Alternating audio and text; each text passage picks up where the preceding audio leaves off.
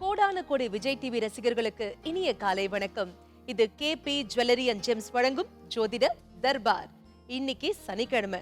சனிக்கிழமை வந்தாலே நம்ம தர்பார் சும்மா அதிரும்ல. ஜோதிடம் மட்டும் இல்லாம ஜோதிடம் சார்ந்த பல துறை வல்லுநர்களும் நம்மிடையே நிறைய சுவாரஸ்யமான விஷயங்கள் ஒவ்வொரு சனிக்கிழமை அன்னைக்கும் பகிர்ந்துட்டு இருக்காங்க. அந்த வரிசையில இன்னைக்கு பார்த்தோம்னாக்க மருத்துவம், ஜோதிடம் இது இரண்டும் சேர்ந்தால் மருத்துவ ஜோதிடம்ங்க. அந்த மருத்துவ ஜோதிடம் குறித்த நிறைய கருத்துக்கள் நம்மிடையே பகிர்ந்துக்க போறாரு திரு மீனாட்சி சுந்தரம் அவர்கள். வணக்கம் ஐயா. நம்ம போய் இவருக்கு முன்னாடி நின்னாலே நம்ம எதுவுமே பேச வேணாங்க. நம்ம யாரு, நம்ம எந்த ஊர்ல இருந்து வந்திருக்கோம், ராசி என்ன, லக்னம் என்ன, நட்சத்திரம் என்ன, என்ன கேட்க போறோம், அதற்கான தீர்வு என்ன அப்படிங்கறது சும்மா கடகடன்னு சொல்றதுதான் ஜாமக்கோல் ஆரூடம். அந்த ஜாமக்கோல் ஆரூடம் குறித்த நிறைய சுவாரஸ்யமான விஷயங்களை பகிர்ந்துக்க போறாரு திரு NG குமரன் அவர்கள். வணக்கம் ஐயா. ஐயா, முதலாவதாக அன்னைக்கெல்லாம் பாத்தீங்கன்னாக்கா ஒரு கிராமம் இருக்கும். கிராமத்துல ஒருத்தர் மருத்துவம் பாப்பாரு.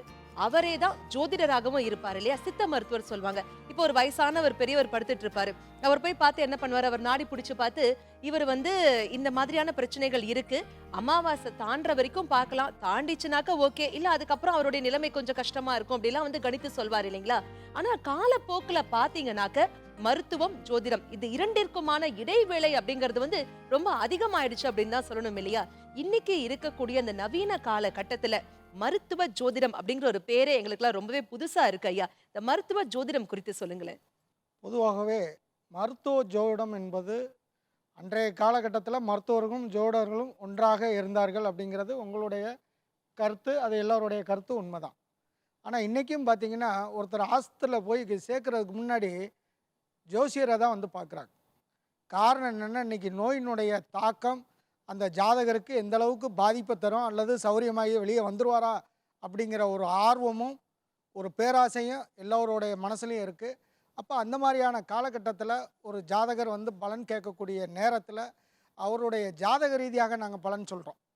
அப்போ இந்த ஜாதகர் இந்த நோயினால் பாதிக்கப்படுவார் அப்படிங்கிறது பண்டைய ஜோட சாஸ்திரங்களில் நிறையாவே சொல்லியிருக்காங்க.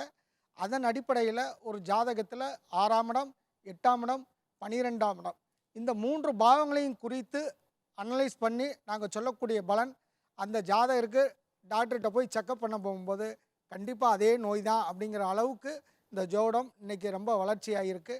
அது உண்மைதான். ரொம்ப சிறப்பான தகவல் சொன்னீங்க ஐயா. ஜாமக்கோல் ஆரூடம் பேரே ரொம்ப சுவாரஸ்யமா இருக்கு இல்லையா. இந்த ஜாமக்கோல் ஆரூடம் என்றால் என்ன, கொஞ்சம் விளக்கம் கொடுங்களேன். ஒரு ஜாமம் என்பது 1.5 மணி துளிகள். ஒரு நாளைக்கு காலை 6 மணிலிருந்து மறுநாள் 6 மணி வரைக்கும் 16 ஜாமங்கள். இதை 1.5 மணி நேரத்தை 5 நிமிடமாக பிரித்து ஒவ்வொரு 5 நிமிடத்திற்கும் வெவ்வேறு பலன்கள் சொல்லுவதுதான் ஜாமக்கோல் ஆரூடம். அதாவது அவங்க உங்களை பார்க்குற நேரத்தை வச்சு நீங்க பேஸ் பண்ணி சொல்வீங்க. நிச்சயமா பிறந்த ஜாதகமே தேவையில்லை. ஆனால் பிறந்த ஜாதகத்தை வைத்து ஒப்பிட்டு சொல்வது சிறப்பு, இல்லாவிட்டாலும் சிறப்பாக சொல்ல முடியும் என்பது கணிப்பு.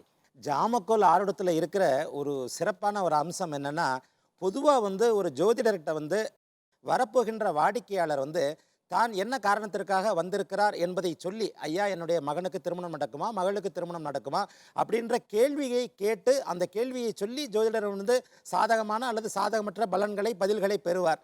ஜாமக்கோல் ஆரூடத்தின் சிறப்பு என்னன்னா, ஜோதிடரே வந்திருப்பவரின் நோக்கத்தை சொல்ல வேண்டும். அது இதுல உள்ள ஒரு தனித்துவமான ஒரு அமைப்பு. அது எந்த அடிப்படையில் ஐயா யூகிப்பீங்க? இது கொஞ்சம் கேட்கும்போது பிரசன்னமோ இல்ல அருள்வாக்கு சொல்றதோ இல்ல குறி சொல்றதோ மாதிரி தோணுது இல்லையா. இப்ப ஒருத்தர் வந்திருக்காருன்னா இவர் இதுதான் கேட்க போறாரு அப்படிங்கறத அவர் வாயே திறக்காம நீங்க எப்படி கண்டுபிடிப்பீங்க? நீ கேள்வி கேட்டது சரியான கேள்வி. இது என்ன அப்படின்னாக்க, நாங்கள் ஜாதகம் இல்லாமல் சொல்வதில்லை. அவர்கள் கொண்டு வந்த ஜாதகத்தை வைத்து ஒப்பிட்டு இன்றைய கோளின் நிலையை வைத்து தான் சொல்லுவேன். இன்னைக்கு கிரகத்தை போட்டோ எடுத்து வச்சுங்களேன், என்ன ஸ்னாப் கிடைக்குதோ அதை வச்சு ஒவ்வொரு 5 நிமிடமாக பிரித்து சொல்லக்கூடிய விஷயம்தான். ஜாதகம் இல்லாமல் இல்லை, இன்றைய ஜாதகம் தான் இன்றைக்கு பிறக்கக்கூடிய குழந்தைகளுடைய நிலை, அதை வைத்து தான் சொல்ல போகிறோம்.